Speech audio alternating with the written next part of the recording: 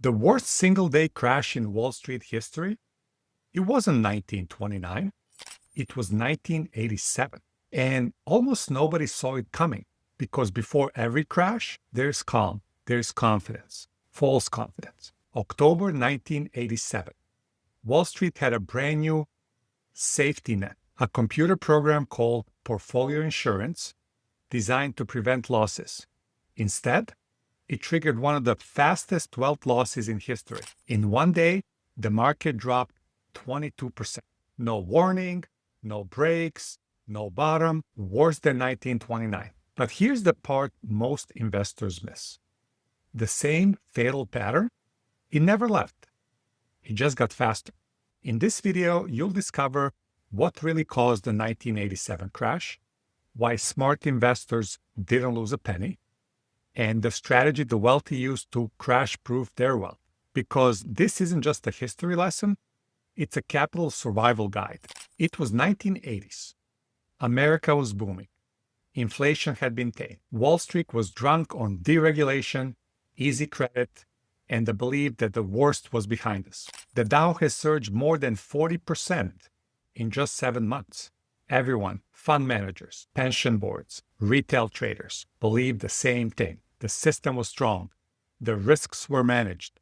We were in control. And under that calm, a quiet revolution in risk management was spreading. Portfolio insurance. A sophisticated computer model designed to automatically sell as the market fell, locking in profits and limited losses. It sounded like genius because who wouldn't want downside protection without having to think about it? Experts called it a financial airbag, but almost no one asked, what happens when everyone's airbag goes off at the exact same time? It was a chain reaction hiding in plain sight. When prices started falling, the computer started selling. They made prices drop more, which made the computer sell even more, and more, and more, all automatic. No humans pressing buttons. It was supposed to keep things safe, but instead, it poured gas on a fire. And while the danger was building, most people thought everything was fine. They weren't worried. They were sure they were safe because the danger wasn't fear. It was belief. Belief that the market had evolved, that crashes were ancient history, that algorithms had our backs.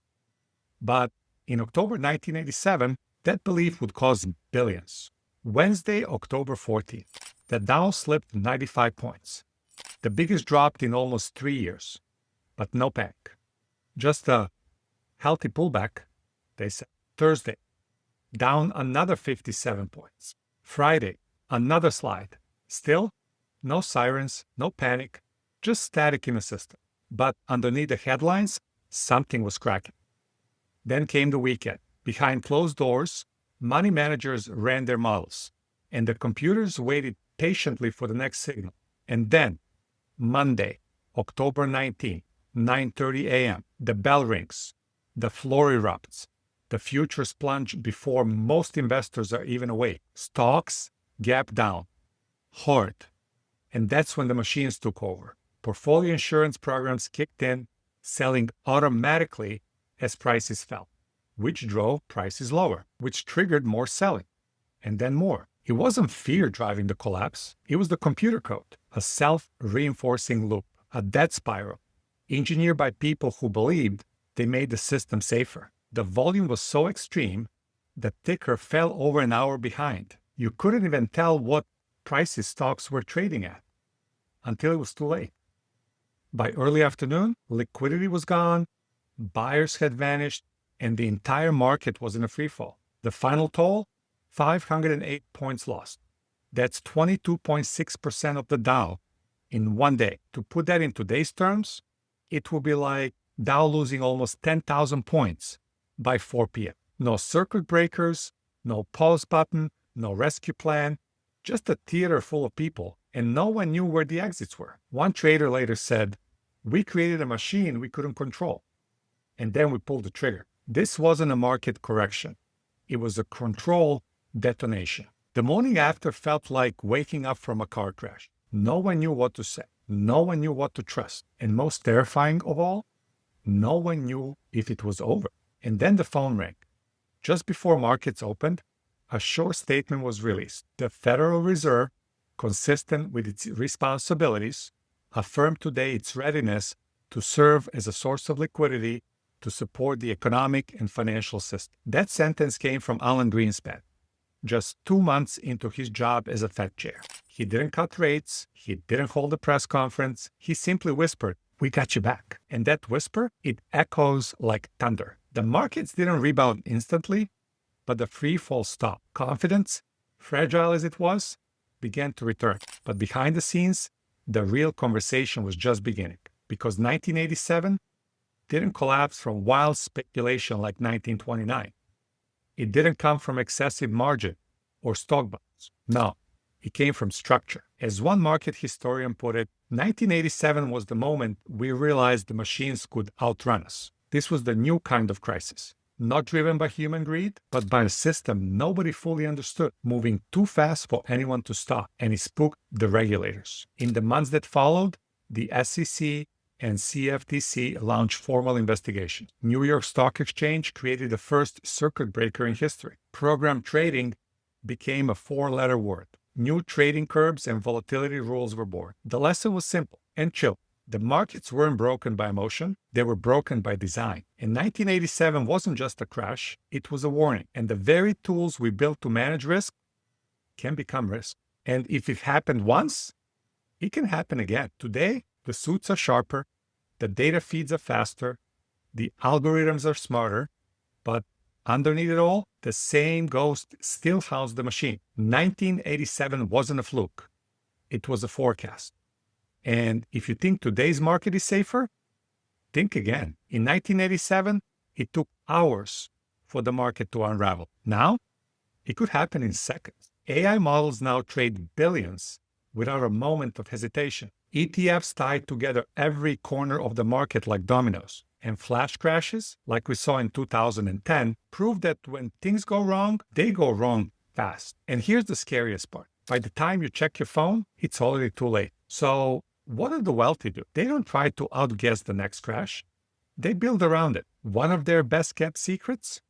Index Universal Life Insurance, IUL. And IUL isn't tied to the market directly. Your cash value grows when the market rises, but when the market tanks, like in 1987, you lose nothing, not a penny, no margin calls, no forced selling, no watching your retirement evaporate on CNBC. You simply get a 0% credit and live to fight another day. Then, when the market rebounds, you lock in those new gains and repeat. It's the opposite of panic, because an IUL isn't built for day trading.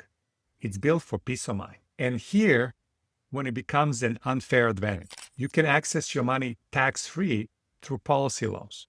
No penalties, no required minimum distributions, no IRS bill waiting in retirement.